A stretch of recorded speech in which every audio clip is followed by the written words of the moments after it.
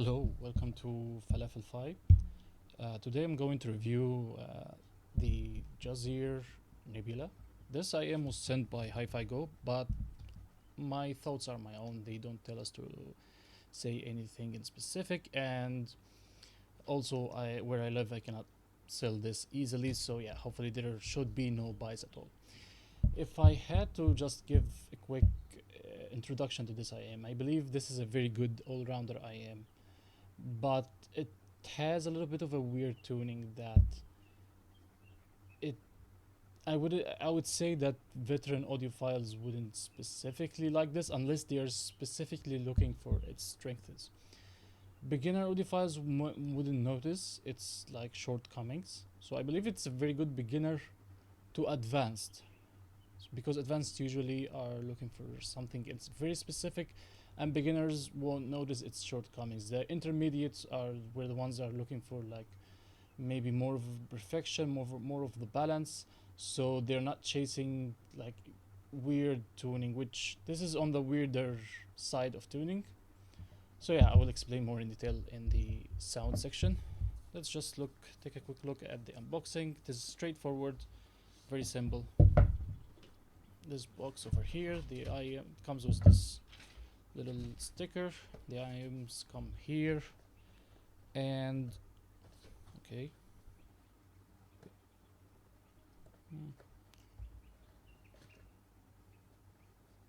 Alright. It comes with only a pouch, no carrying case. This is a nice feeling pouch, but you know. It comes with a decent, like two styles of ear tips, the short ear tips and the standard ear tips like those, and the foams, which is cool that the styles are varying. And of course it comes with these swivel terminations. So pretty straightforward, pretty simple, I would say lacking, especially compared to the Defiant unboxing or accessories. But I don't mind it if the IEM makes up for it in the sound department, which here the answer is not very straightforward. Okay.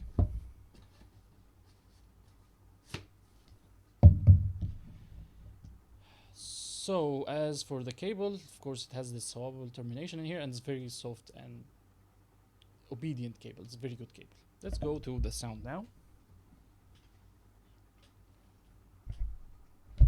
All right, very good. Let's go to full screen mode. Great. So I would describe this IM as half V, half U tuning. By that I mean, can I sketch here? Okay. By that I mean, usually V tuning has something like this, where the mid bass is present and the vocals are a little bit forward, the harmonics are a little bit forward, balanced by the mid bass and bass of the lower end, and usually male vocals are like pushed back. Sometimes also female vocals are pushed a little back. This is a V-shaped tuning.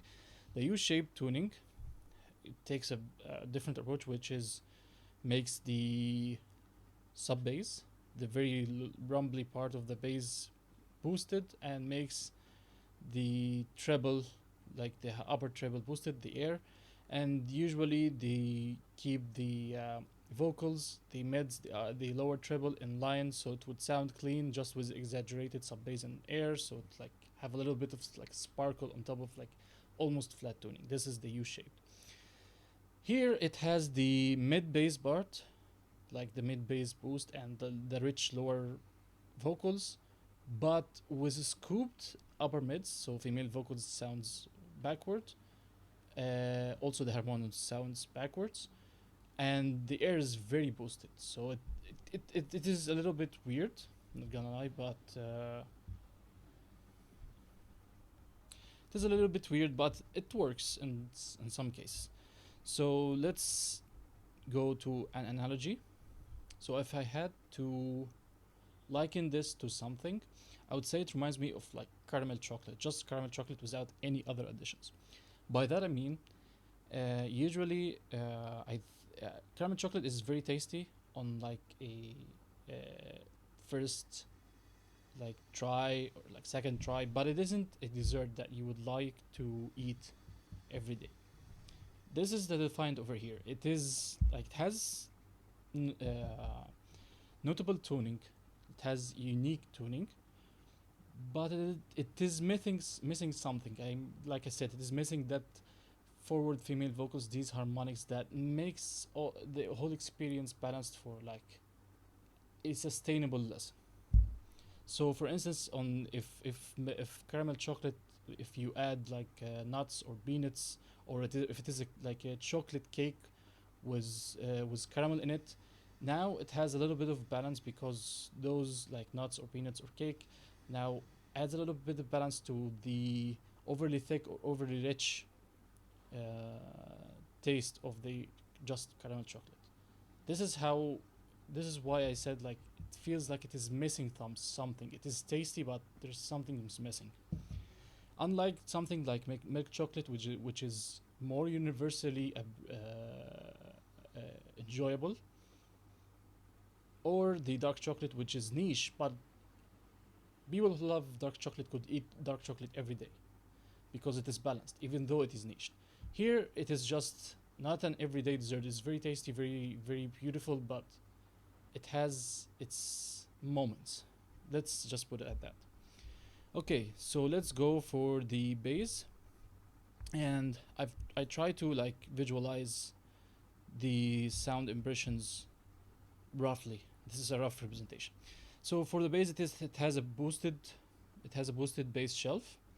It has a very good texture. I wouldn't say excellent, but it has the quality, very good quality for its price, and it also has good decay. So if you're playing like you want to try it with hip hop, this will do amazing.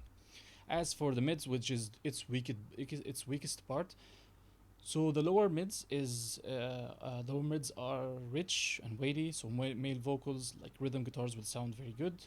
However, the upper mids are a little bit pushed back. They also sound a little bit boxy. So this is where like female vocals won't sound very good.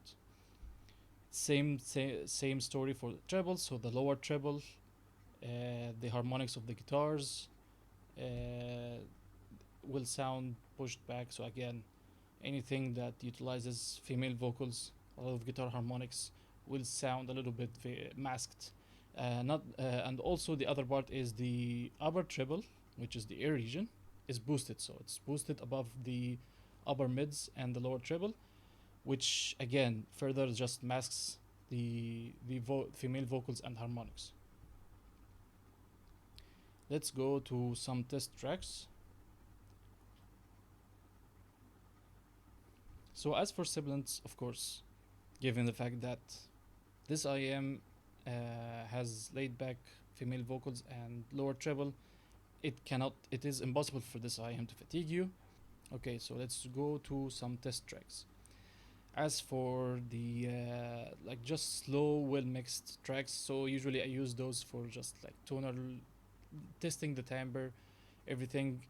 But usually, when it comes to performance, these tracks perform well on all IMs. So yeah, again here, it performs fantastic. I wouldn't say it sounds weird, because usually these types of song the instruments are separated enough that you won't feel those masking effects of the upper treble and the bass, boosted bass. So yeah, it sounds very good on all of these things like Paramore, Aurora, Tame Impala, or Hayley Williams sounds very well. When it comes to hip hop or synthwave, it is very enjoyable because of the boosted sub bass shelf. I wouldn't say it is quite bass head level, but it's almost there. You could like just maybe boost it a dB or two or so, and you would believe it. You would love it. Also, the bass quality here is very good, so very enjoyable experience overall on those tracks. Now let's go to where this IM sounds good. So anything that is dark, atmospheric, or like rich, weighty. Things like health. This track plays health fantastically. Health, because health usually is atmospheric, dark. The vocals are very colored, very like veiled on purpose, and it is like accompanied with shimmer and a little bit of like air on top. So this is the perfect example of of this tuning. Like this tuning works with health absolutely fantastic. It's an absolutely fantastic representation. Things like Deftones, because again Deftones utilizes more of the heavy low tuned rhythm guitars a lot, and the Chino's vocals usually are heavily colored, that you're not looking for them to be natural, so it works very well here. Alice in Chains, I would say Alice in Chains, it could go either way. Same for Soundgarden, depending on how much the vocals are engaged. But overall, I would say the dark representation fits here very well. So yeah, it's very good. Something like Gojira, the the gutturals or the low tuned rhythm guitars, the drums again works very well here. Meshuggah, same story. So this IM does all this style of darker, heavier tracks very well. Now where it lacks is here. Especially you can see here a common theme: female vocals or tenor male vocals, or lots of guitar harmonics. It just sounds so boxy. I wouldn't say so. Like it is sufficient, but it is a little bit below average, not in terms of quality, but rather in quantity. The quality, by the way, is very good, like especially for the guitar harmonics. So things like Novelists with their new female vocalist, it sounds I don't enjoy it very much. Baby Metal, very shouty vocals, very high pitched vocals, along with high energy, along with a lot of harmonics.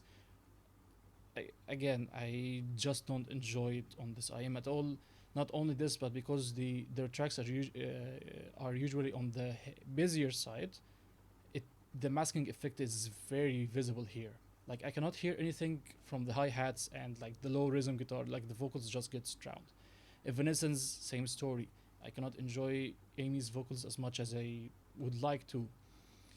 The song Dissipate by Polaris. Here it is just like very frantic screaming along with a lot of very like emphasized harmonics. Yeah, this track just performs awfully on this IM.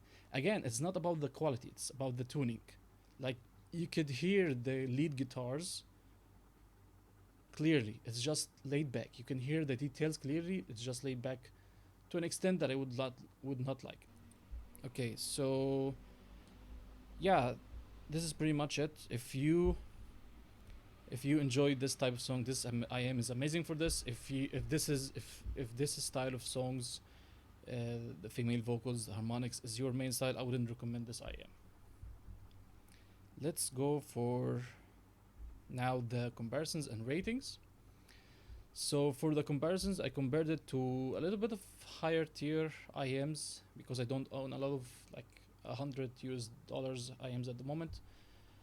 So as for the when it compares to the ERRAND Resonance 5, which is a new IM, this set is noticeably warmer, has a little bit more texture in the lower end, so rhythm guitars, male vocals sound good.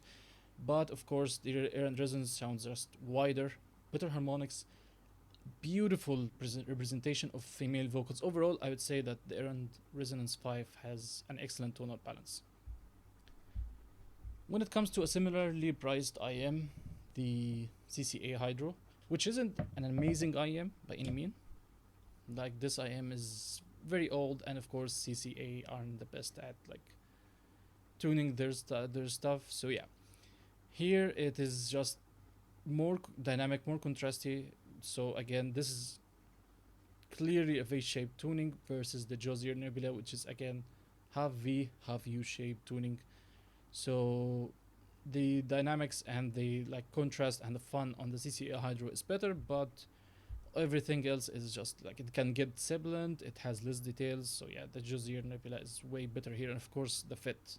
This is chungus, like this IM is very chunky, like it doesn't fit well at all.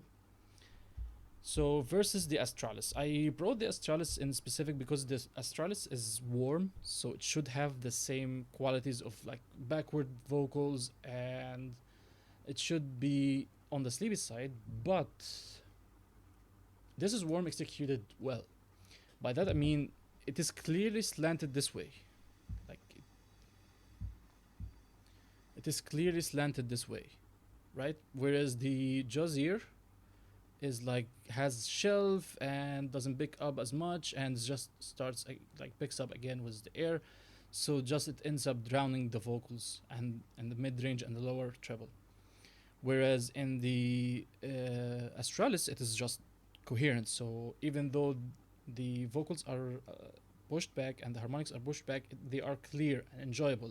And I would say that even on things like baby metal, I really enjoy the representation of the Astralis. The vocals are bob off enough that I'm enjoying them. I love listening to Evanescence with the Astralis. It's just coherent. Here it is a little bit weird. Of course, here it is more detailed, but I would just attribute this to the price difference rather than this being better than the Nebula. So let's go and now rate the Nebula across different IMs. So on a scale of warm to bright, I would say it is on the warmer side. It is right. I would say maybe this is a little bit misplaced, but I cannot change it like right away. I would say it is maybe on the level of the T Pro. On a scale of U-shaped versus V-shaped, this is weird again. Like I'm not sure where to place this, but this is noticeably like V or U-shaped. On a scale of musical to analytical, by this I mean this is not a comparison of how they perform against relative to each other. It is rather how the IM itself, with respect to itself only, handles musicality versus technical performance. So I would say it is on the more musical side because of the laid back lower treble and upper mids. On a scale, on like the technical performance scale, on like how it performs with respect to other IEMs, if we said like the Duno Braindance is like the highest technical performance and the T Pro is somewhat like technical, I would say that the Nebula is, I wouldn't say it's below average. I think it's supposed to be here. Like maybe this is a little bit, I would say it is here, yes.